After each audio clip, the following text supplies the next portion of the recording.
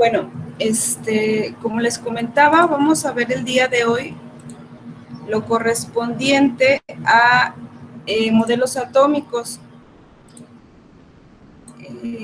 Ya les había dejado de tarea que leyeran un poquito al respecto, pero pues, bueno, vamos a ver una pequeña introducción y ya después lo vamos a comentar al final, ¿sale?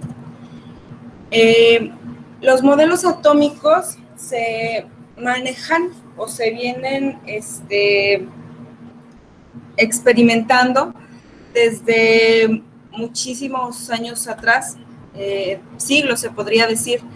Esto con el fin de poder entender las cosas. Un modelo atómico es una representación de la estructura y funcionamiento de los átomos.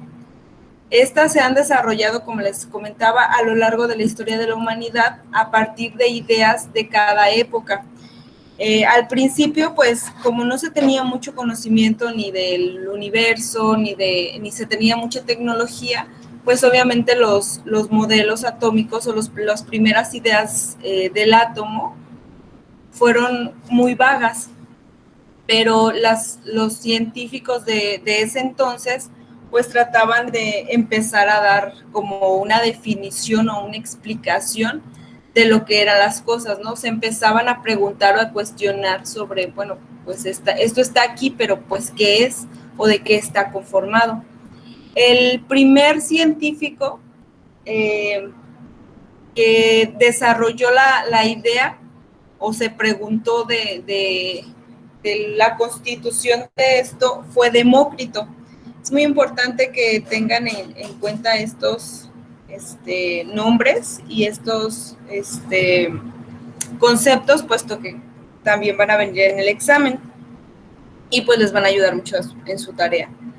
Demócrito, allá por el siglo IV aproximadamente, definió que las partículas que conformaban la materia eran pequeñas y que no eran divisibles. Y por el término, entonces, por el concepto, él definió que los átomos son pequeñas partículas mínimas e indivisibles, que no se pueden dividir. Y él dijo que la materia estaba conformada por estas pequeñas partículas a las que llamó átomos, que vienen del griego, que significa que no se puede dividir. Después, posteriormente, ya que fueron avanzando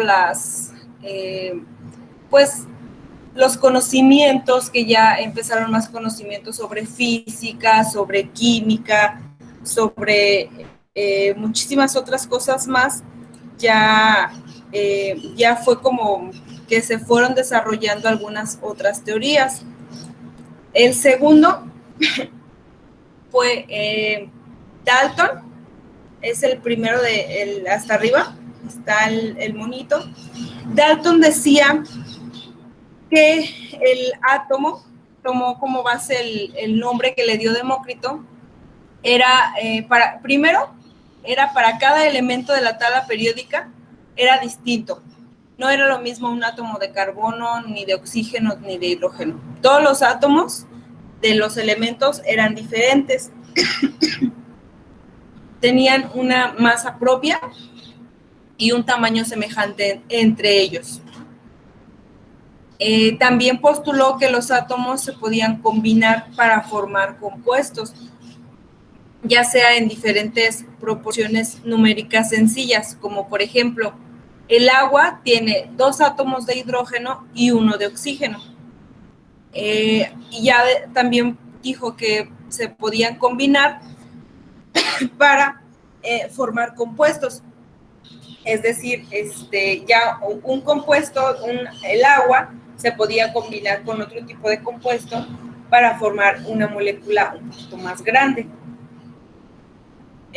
Al pasar de los años, que fue aproximadamente 90 años después, llegó un científico que se llama Thomson.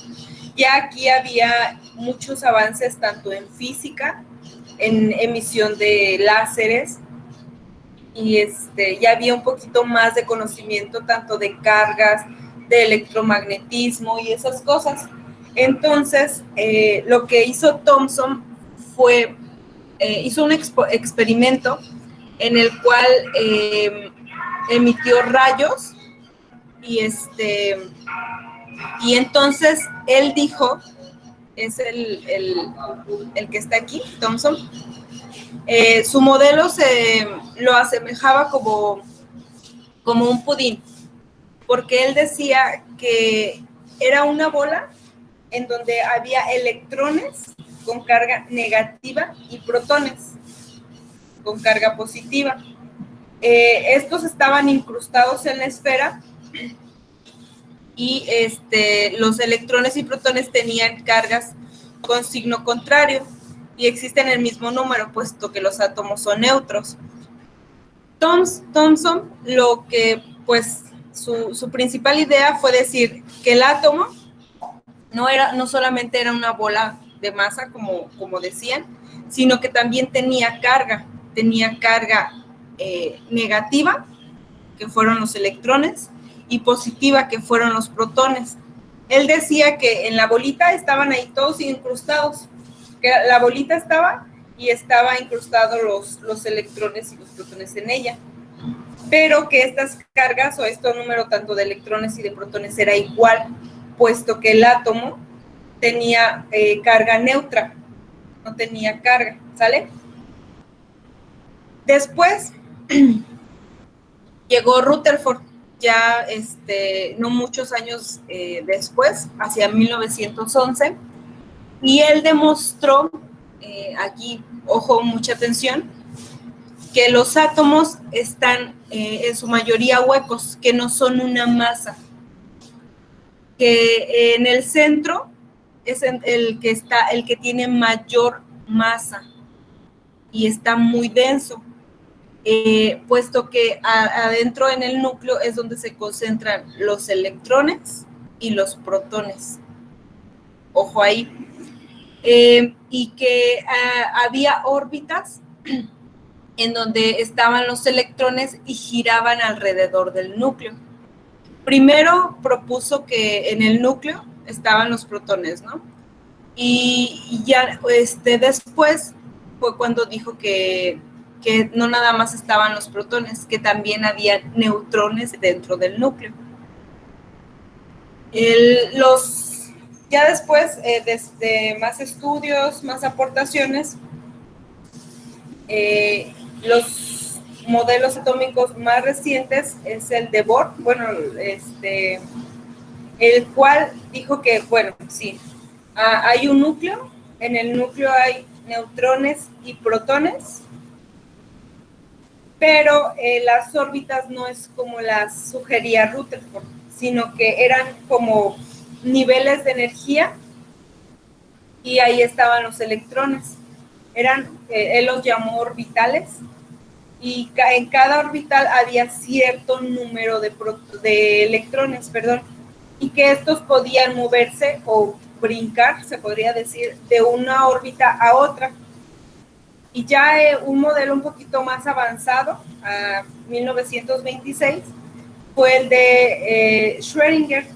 Él dijo que los electrones eran más como tipo ondas, se encontraban en los orbitales, que eran las regiones que se habían descrito anteriormente, y estos estaban girando alrededor del núcleo, y pues estos podían pasar de uno a otro.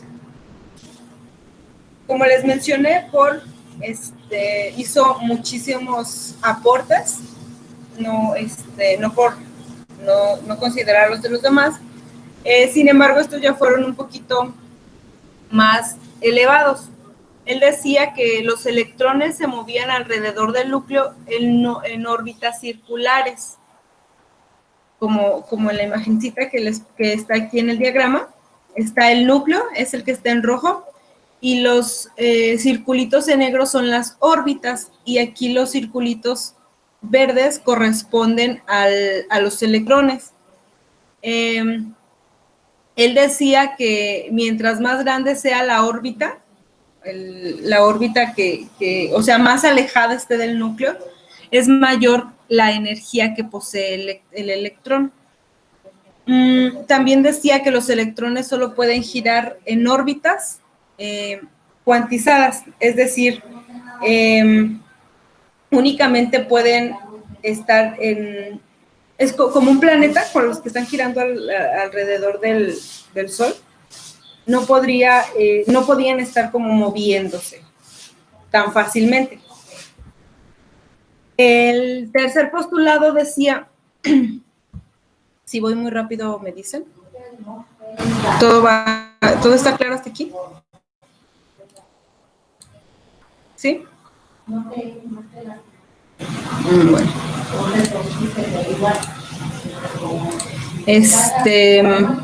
Vamos a dejar las preguntas hasta al final, ¿sale?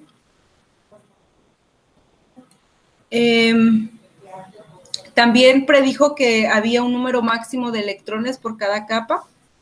Esto es solamente según siendo el elemento determinado número de electrones va a haber en esa órbita y así sucesivamente. Por último, decía que en la primera capa o órbita, la que está primero, van a caber 2 electrones. En la segunda órbita van a ser 8. Y en la tercera van a ser 18 y así sucesivamente, ¿no?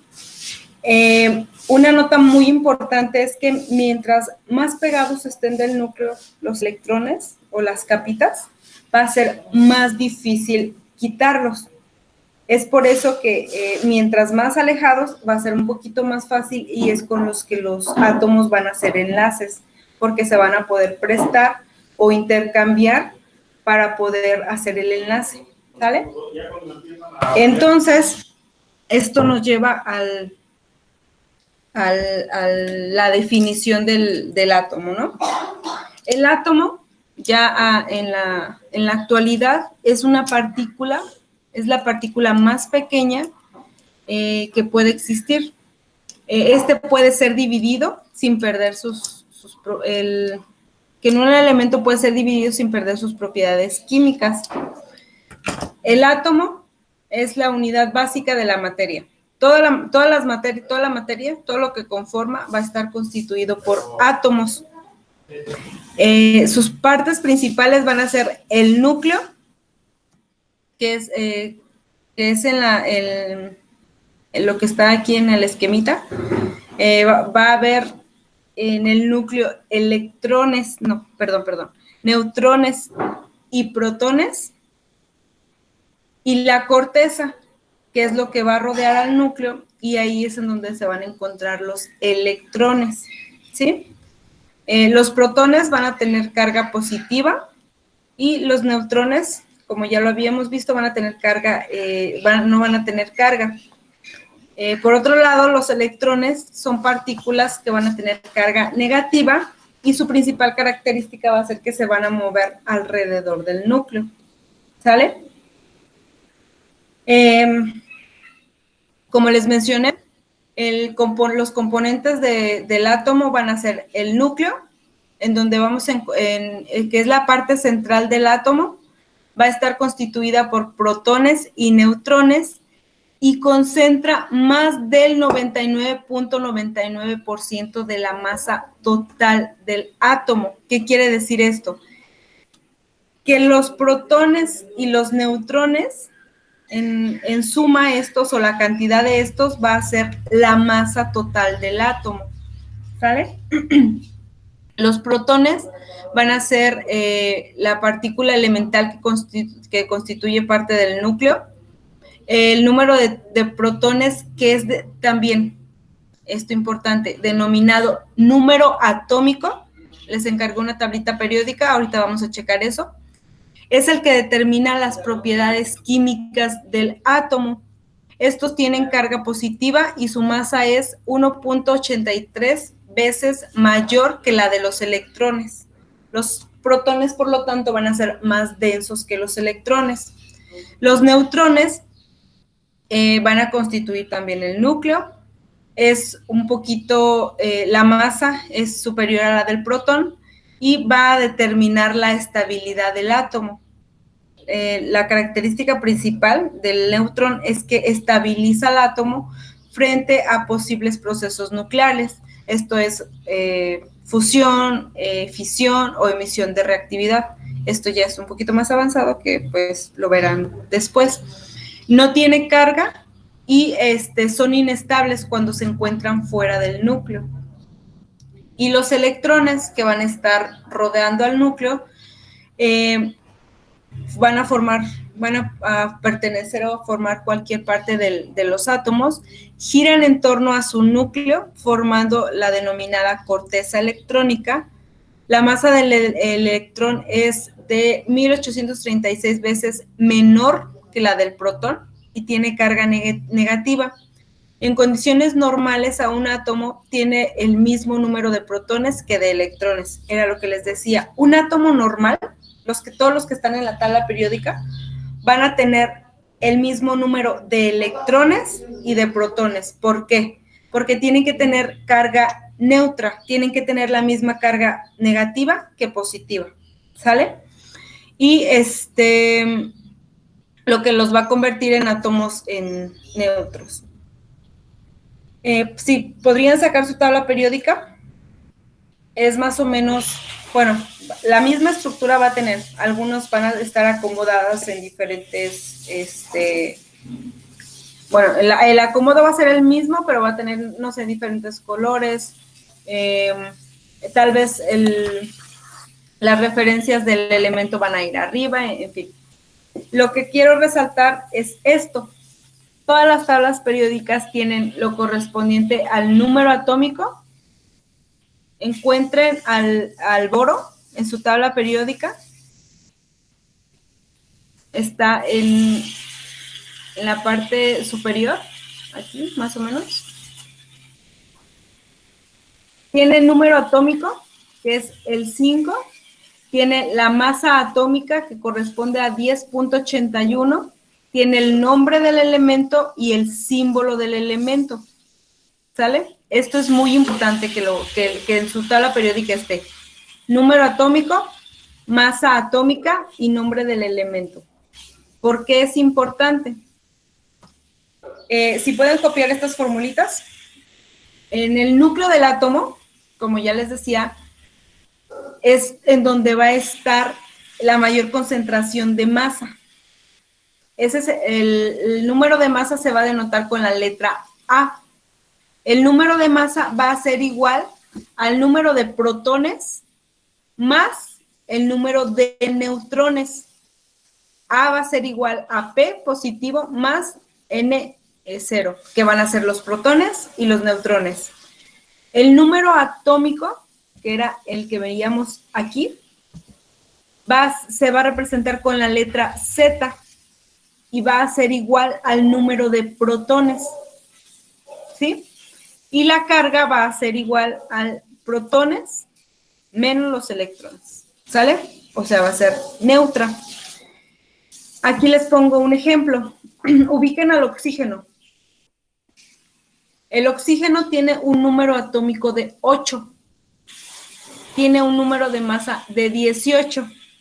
Entonces, si el número de masa, bueno, primero el número atómico es igual al número de protones, entonces el número atómico que está en rojo va a ser igual a los protones, 8, 8, ¿sale?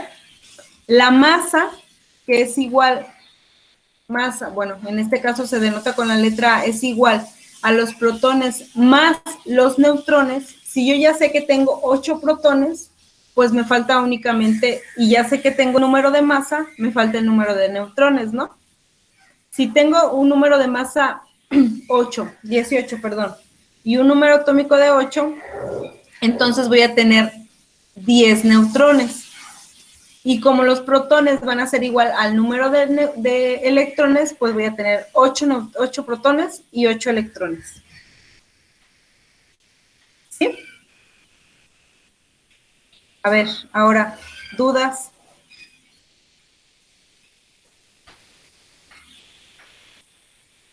Ahí es la tarea. Seguros. ¿Los demás tienen dudas?